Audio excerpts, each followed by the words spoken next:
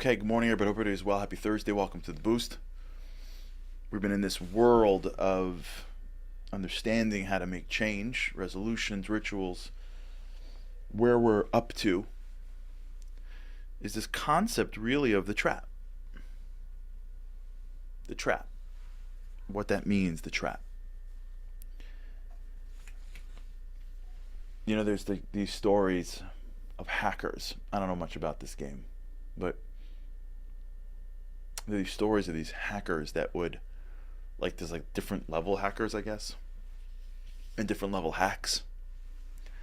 And apparently, at the top level of hackers, like the best of the best, what they do is they would hack into some system. They would take things from the system, right? And then what they would do is they would leave some malware there that's draining it out, very subtly. So the person who owns the system realizes the breach, sees all the things taken, deals with it, changes the passwords, do what they have to do, and they don't even think to go back and check everything again. And so the downloading of the information, if you will, the initial theft was really just to distract them. As he shuts down the system, what's left inside is the malware that's really going to take down the system, right? In some weird way, that's how it works with us in change. It's all good. It's not malware. It's good, but we gotta understand. We gotta call it out, or else it just hangs in there, right? Change is a mental process, right? That's what change is. Just think for a second what it means to change, right? It means to transform, to be someone you're not, right? You can't do that with you can do it with your parts of your body, but your mind is changing, right? And in the process of changing and orienting around new information and learning new things and building new skills and building new muscles and building new stamina, whatever, in the process of change, what takes place is not the change only, it's this other small little thing that's a little trigger that says action benefit. Action benefit. Right? That interaction. Action benefit. Action benefit. That creates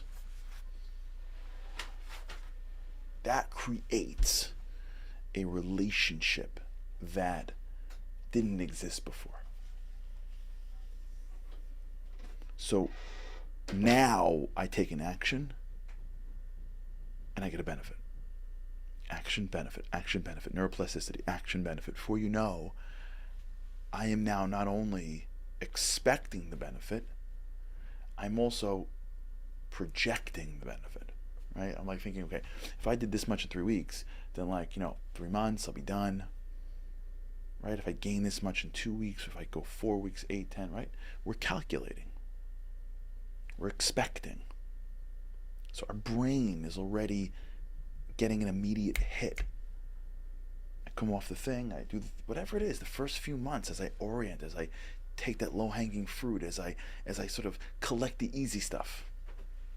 I'm not saying it's easy to change. I'm saying there's always the beginning, which is you can see it early. If you grow this way, everyone grows differently, but I'm expecting it. I'm expecting it. Immediacy, patience.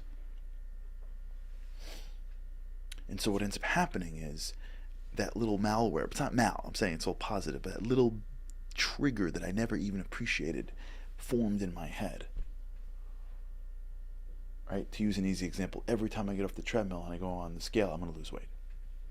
Every time I come out of a class on spirituality, I'm going to feel connected. Right? Every time I go to work and put in an effort, I'm going to see a benefit. Right? Whatever it is. Especially if you're in the world of soul and spirituality and you're deepening yourself and you're getting it's new. It was awesome in the beginning. I love doing it. I love going to the class. I love going to this. I'm doing it. It feels good. I get more information. I feel good about myself. orienting, trigger. You're not realizing the trigger is building. Action, benefit, action, benefit, action, benefit. If I'm doing this in 3 weeks, imagine 3 months, 3 years, right? And then the wall comes. It's like you, boom, go right up against the wall. The first day where you do the action, you get no benefit. Or the benefit goes backwards. You feel worse. You do something in the morning or in the afternoon, you do your thing, and you see not only no benefit, there's a trip up. And now that little trigger in your head goes, no, we get. We put out our hands that the coin comes in. What's going on over here? Now. You've calculated how quickly this is going to get done. This is a wrench in the process. You don't know what's going on. When you started and you did things, you got a benefit. And now you're doing more. You're down the road. You have 3 weeks behind you. And you're not seeing the benefit. Or you're going backwards. Like, what's going on over here? 2 steps forward, 1 step back. Sometimes you do this when you raise children. It's working. They go backwards. Relationships, backwards. How you're doing, mentally sometimes. Somebody is struggling in some area and they come out and they're stronger, trigger, they're back. Right? There's a moment along the journey where that new little bit in your head that says, we got this. Action, benefit. Action, and there's no benefit. And that immediacy, that impatience starts to creep in. That's, in my opinion, where most people drop out. It's not when it gets hard. I don't believe that. People are really good at doing things that are hard. They're really good at sitting at -degree weather and watching games. They're really good at working really hard in school for some dream that they don't even know is true. Come on. I don't know. If you've gone through graduate school, come on, stop. 7th grade, they're killing themselves because 8th grade, 9th grade, 10, 11, 12, college, graduate school, I mean, come on. Some 7th grader knows what's going to happen if they do well in some subject. They buy it. And it works sometimes and it doesn't work sometimes. Whatever. Like I always say, the hardest thing is the law student that straight A's, GO president, 100 extracurriculars, right? Volunteered at a law clinic in Uganda and then gets like 2 points lower on an LSAT because the guy next to her was coughing too loud and like dropped out of like 6 of her favorite schools.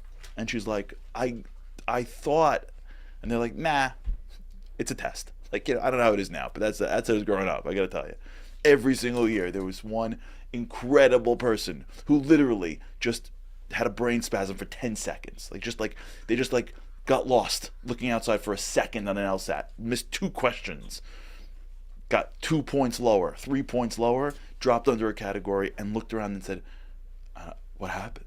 Yeah, what happened was, it doesn't always work out exactly the way you think.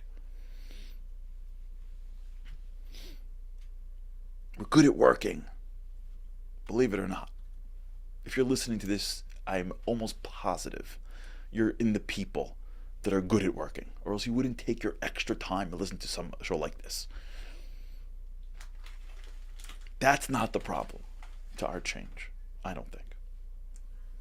The problem to our change is that when you hit that moment where you stop seeing the benefit of your actions, that thought comes in.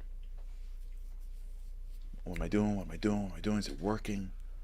That patience and impatience imbalance comes to task. That's the moment. That's the moment where we want it right now. And because we can't see it on our app being tracked as the package goes from China overseas to New Jersey down to the Amazon center in Massapequa to your whatever, as we can't watch it every day, as the system is dynamic, as it looks like it's going backwards, as we don't know why the action is not ending up in a more benefit, as we're at it for 2 months and we don't see what we want, as we give up. It's patience that's missing. So how do we deal with it in the few minutes we have before the weekend?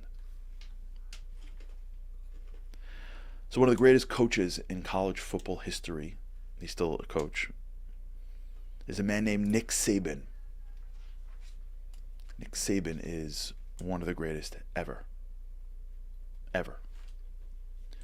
Nick Saban is famous for telling his players that there is no scoreboard.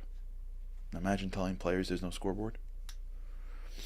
And what he teaches his players and why he achieves such incredible success, what he teaches his players is, once you start looking for a benefit, winning the game, you miss the point. What happens to a player when he works and works and works and doesn't see a win or misses the ball, right? Action doesn't lead to benefit. What happens to a person when they work and they don't see the results? What happens is we're actually making a fundamental error in growth, in that we assume that the benefit is the impact of our action. We assume that what the benefit is what we get for our action. It's the loss of weight. It's the depth of connection. It's the knowledge we gain. It's the relationships we gain. That's not it. The benefit you get from your action is your action. That's what you're getting.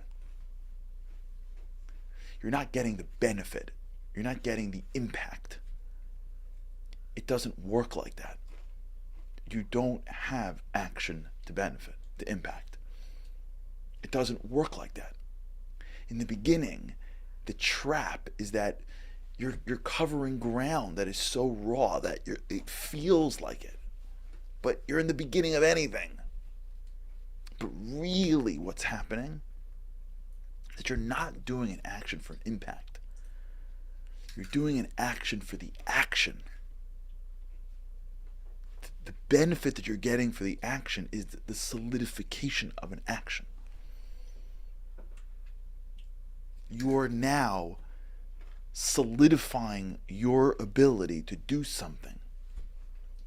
You're now making it easier for your brain to know how to do this. You're now creating so many neural connections that will allow you to do the thing that you wanted to do. That's what you're getting for your action. As Nick Saban says, you don't practice something till you get it right. You practice something until you can't get it wrong. That's what you're getting. It's solidified in your brain. It's habituated. It's conditioned. The greatest benefit you can get from action is action. Now, you may be doing the wrong action and you may want to course correct. Fine. But if it's the right thing to do every single day, you don't know how to, there's no way to predict when the impact hits, which we'll talk about maybe next week, how impact happens. But just think about that for now. Like, once we turn our attention from, I got to get to the end, so I'm going to do stuff to get to the end. When am I getting to the end? Am I at the end yet? How come I stop getting to the end? What happened to my journey? What's going on? To, wait, I don't got to get to the end. I got to go in the direction of the end. What do I got to do so that what I'm doing is what I'm proud of? Regardless if I lose the weight, what should I do every day to be healthy? Regardless if I gain the knowledge. What should a person like me do to gain knowledge? Regardless if I get the deal. Regardless if I get connected. How do I know if I'm connecting to God? I'm a human being. What am I doing every day to put myself in a position? What's the right thing to do? What kind of actions will I look back at my life and be proud of. I'm not acting for impact. I'm acting so that that action becomes a piece of me. Impact's out of my hands. All right. We'll talk about it, but think about it. Think about what would happen if we stopped worrying about the impact and all that saved frustration. All right, everybody. Have a great weekend. And with the help of the Almighty, I cannot wait to speak to you again next week. Have a great weekend. Living on a lifeline, the world doesn't ever seem to change. Looking for the sunshine, but you're caught up in the rain. It's like your eyes are wide open, but you cannot see. You're watching life pass you by like 1, 2, 3. Walking in destruction, the winds of life blur your vision. All the devastation forever feels like you're on the run. It's time. No one else can set you free. You're locked inside.